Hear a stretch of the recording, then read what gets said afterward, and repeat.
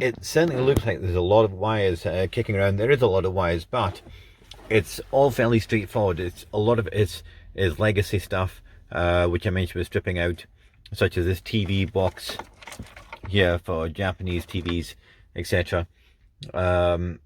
The one good thing is you can get power supplies from that. Often you get a 12-volt power supply from these things. Now over here, what I've done is I've used a soldering iron, and this one's absolutely fantastic. If you're going to use a gas soldering iron, this is the one to go for.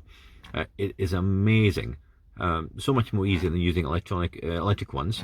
I wish I got these years ago. And there you go. So I've soldered that, and then I've taped it over just to make sure it's nice and secure. I've tested it; it's secure. The other thing I'm doing is making sure all the connections are available, and that means making sure like your DAB connections are available. And then I've also got all these connections plugged in that come in. Some of them I may not use at all, but I'm still plugging them in and leaving them blank, hanging there. I think this is the 4G one. I've asked him for clarification on this, because I've not seen one of these before. And that screws into, where does it screw into? Ah, there we go. These screw into the 4G one there, and that one says GPS. So I've made sure that I've got all the connections ready to plug in there to make it nice and easy. They're all available, and then this whole unit will just flow back into there. Now there's a couple of things which I haven't done, as I said, is the camera is still not installed. I'm going to put a new camera. I'm just waiting to see. I'll do that a different day, but I'll talk you through that as well.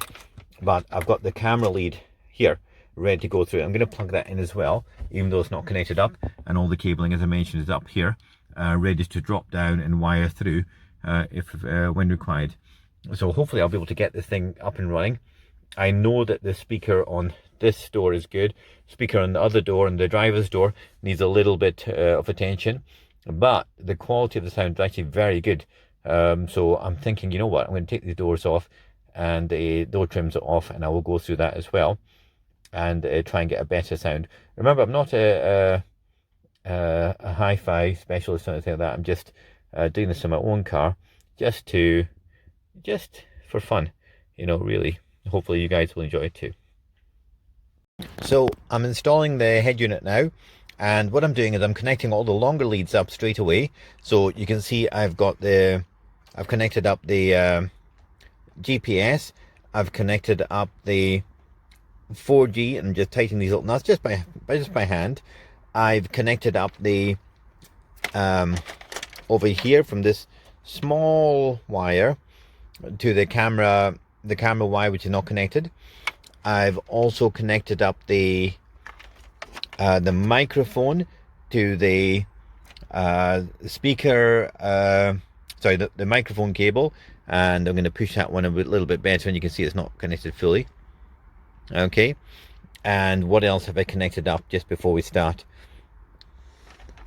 pushing it back? And the reason why I do this, because it's a lot easier to get these ones in, because these ones are going to make it really tight. So if you do these ones first, you're going to find it really awkward getting your hands in to push them in. Other one which I'll put in is the antenna, which should be kicking around somewhere. But you get the idea. Put the longer ones in first, and then we're going to put the shorter ones in. Because I'm doing it all myself, the connections I have to put in is the power supply, which is that one there, and then these three here, which is the bank of three, which is over here, and then I'll need to connect this one up and that one up, which you've seen earlier on the videos. Okay.